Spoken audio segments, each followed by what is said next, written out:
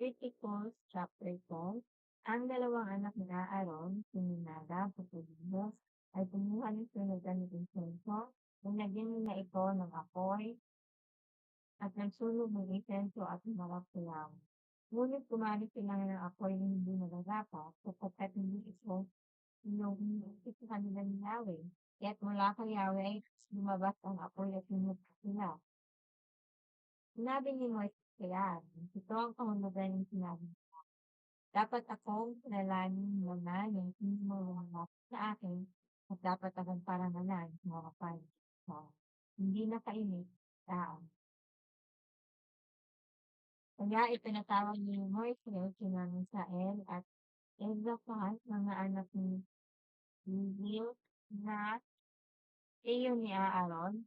Sinabi sa kanila, alisin ninyo sa harap ng santuario ang bakay ninyo dun sa silabas ninyo sa kabro.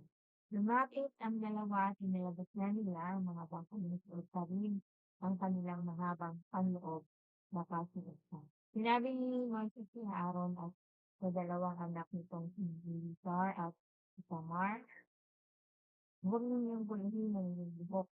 Hindi punitin man ang inyong gamit bilang paglulukha dahil sa nangyari kung ayaw ninyong mamatay at magalit ang Diyos ninyo sa hindi sila'y maaaring ipagluksa ng bayan dahil sa kanyang sinabi. Huwag kayong lalayo sa pintuan ng tulong sa kanan, sapagkat kayo ay itinilagay sa nangyayos ng niyawan. Baka kayo ay mamatay sa pag-iisin.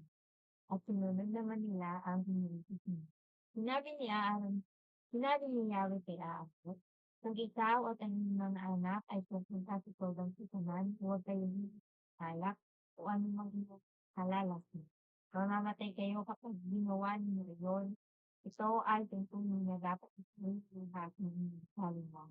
Dapat ninyong malaman kung alin ang sagrado o hindi, at kung alin ang malinis o marunong. Ang lahat ng inyong o kaya kay Moises ay dapat hindi ituro sa kamay ng Israel. Sinabi ni Moises kay Aaron at sa dalawa pang anak ni Hikla na Eleazar at Tamar, kunin ninyo ang matira na handog ng pagkain luto kay Yahweh at gawin tinapay na walang pagkaisang. Kakainin niyo ito sa tabi ng altar sapagkat ito'y ganap na siglaw. Kakainin niyo ito sa isang banal na lugar sapagkat ito ang bahagi para sa inyo at sa inyong mga anak na lalaki. Mula sa pagkain niluluto kay Yahweh, ito ang niluluto sa akin. Ngunit ang dibdib at hitan ng handog na susunugin din para sa iyo at sa inyong anak na lalaki at babae. Kakainin niyo ito sa isang sagradong lugar ay sa tuntunin sapagkat ito'y kaloob sa inyo bilang bahagi mula sa handog na pangkapayapaan ng Diyos.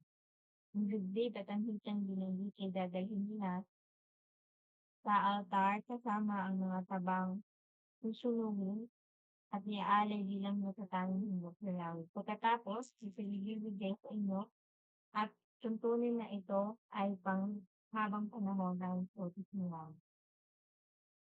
Nakatiya sa atin ni Moises ang tungkol sa kambing na iniimbog para sa kapatawaran ng kasalanan. Natutusan ng ipinutulong. Nagalit siya kina Eleazar at Itamar at ang sabi, bakit hindi ninyo kinain sa banal na lugar ang handog para sa kapatawaran ng kasalanan? Hindi ba niyo alam na ganap ng sagrado yun ibinigay sa inyo para kumatawan kayo sa buong bayan ni Israel para po ni Yahweh upang tulay siya tawarin niya sa kanilang kasalanan? Sapagkat nilulungi niya yung hindi nila sa ng santuario. Dapat sanang kinain niyo roon ang handog para sa kapatawaran ng kasalanan dahil ng sinagito. Nang sumagot si Aaron, sa araw na ito ay nagkain sila ng handog para sa kapatawaran ng kasalanan at handog siya sunugin. Ngunit ito pa ang aking pinapis, kung ako ba'y kumain nito, kung ba'y kasalanan, ako ba'y naging sarap sa ating sa Yahweh, kung ay si Moises, yung sinabi nito.